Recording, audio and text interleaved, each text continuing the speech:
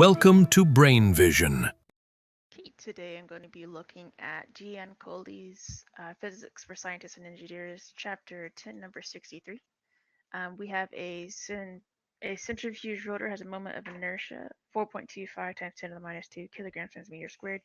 And we want to know what it takes for it to go from rest and spin up to 9,750 RPM. So let's define what we know first. Our moment of inertia I is equal to 4.25 times 10 to the minus 2 kilograms times meters squared, right? Our initial angular velocity is 0. Our final angular velocity is 9,750, sorry, 750 RPM. Um,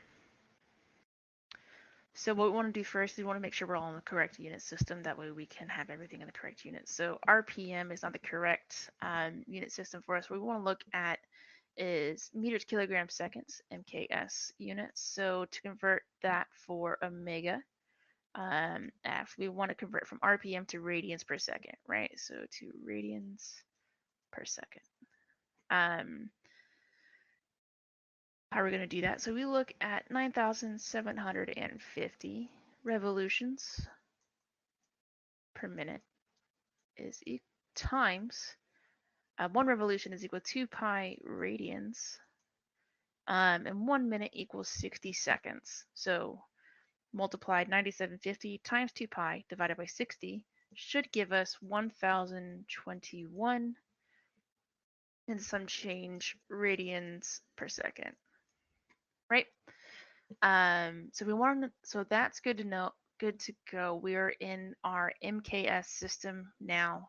So in green, let's kind of finish the problem. So we want to know the amount of energy it takes to spin up the system. So we are changing our total kinetic energy. So our initial kinetic energy, we can kind of already say is 0, but let's go ahead and express it. So our rotational kinetic energy is 1/2 I omega squared. You can see parallels with the linear system. Moment of inertia is same as a linear mass, or has the parallel to the linear mass. Our angular velocity again has a parallel to our linear velocity. So you'll notice the familiar 1/2 mv squared parallel. So that's just easy to remember. On page 317 of the Giancoli book, there's a really helpful table with that if that will help you. But anyway, our change in kinetic energy, so we have our kinetic energy final minus our initial. So we have our 1/2 I omega F squared minus 1/2 I omega I squared. This is 0.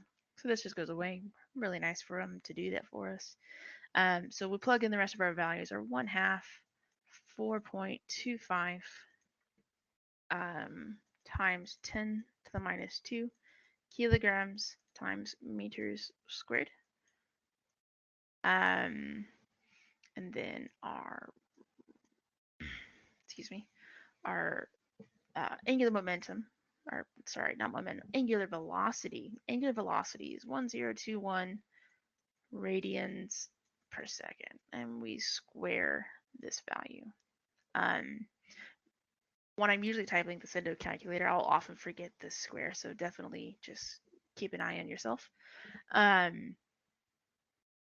So plugging in all these values, you should get a kinetic energy equal to 2.22 times 10 to the 4 joules, right? So let's double check our units, make sure we're actually in joules. So we have kilograms times meters squared per second squared, right? Per second is going here. This is equal to joules. We can double check that, but that is what a joule actually converts to. So we are good to go. Our kinetic energy, the amount of energy we put into the system to spin up, is 2.22 times 10 to the 4. Once we round for our three significant figures. So 2.22 times 10 to the 4 joules.